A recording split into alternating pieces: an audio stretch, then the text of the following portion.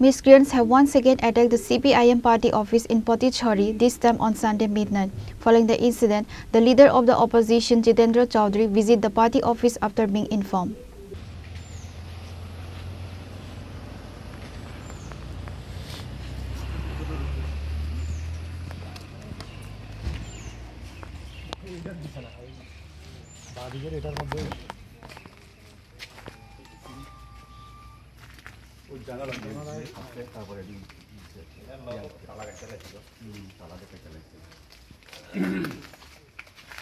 According to reports, miscreants have attacked and vandalized the CPIM party office in Potichhari multiple times. This is the fifth such incident, which is why the state leader of the opposition, Jitendra Chowdhury, visited the scene. Let's now hear from the leader of the opposition, Jitendra Chowdhury. আমাদের প্রয়াত শীর্ষ নেতা শ্রদ্ধেয় comrade Jyoti Basu বলেছিলেন এই দলটা বর্বর। সে সময়তে অটল বিহারী বাজপেয়ীও জীবিত ছিলেন এবং বাজপেয়ী মহোদয়ও তার সে বক্তব্যের প্রতিবাদ করতে পারেননি। সেই কথাটা যে কতটুকু বাস্তব, এবছর নাকি আরএসএসের 100 বছর তারা উদযাপন করছে।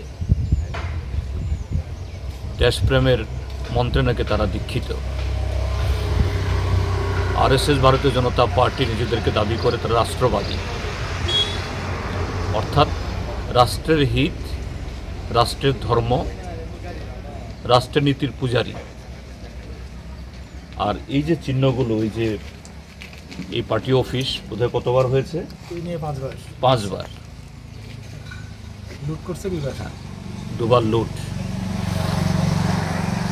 তাদের যে রাষ্ট্রীয় ধর্ম, রাষ্ট্রবাদী, সংবিধানের প্রতি তাদের যে শ্রদ্ধা জ্ঞাপনের নিদর্শন হলো এটা। জ্যোতিবাবু যে বলেছিলেন এটা বর্বর, তারা তাদের বিরুদ্ধে এই শব্দটা মুছতে চান না। গতকাল ছিল বীরচন্দ্র মনু শহীদ, তাদের শহীদানের ৩৫তম দিবস। স্বাভাবিকভাবেই এই শহীদদের পরিবারের লোক, সহযোদ্ধারা মালা দেবেন, স্মরণ করবেন। এই অনুষ্ঠান তো কারোর বিরুদ্ধে হবে না। আর এই ঘটনা ঘটেছিল 1988 ইংরেজিতে, তখন ত্রিপুরাজ্যে বিজেপি সরকার ছিল না, কংগ্রেস দলের সরকার। বিজেপির নাম উচ্চারিত হওয়ার কোনো প্রশ্নই নেই,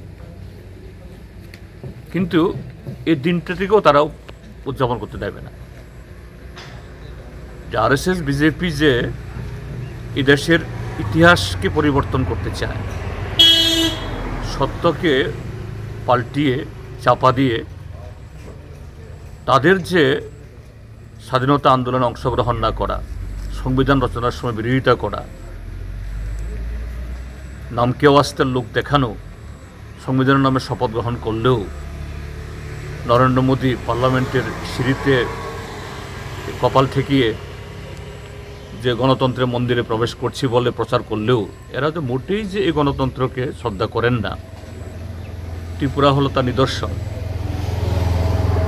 এবং এই বীরচন্দ্র মনুর ইতিহাসটাকেও পাল্টিয়ে যে অন্য দলের দুর্বৃত্ত যে আমাদের কমরেডদের মারতে এসে প্রতিরোধে যার প্রাণ গেছে, এটা নাকি এখন তাদের সই।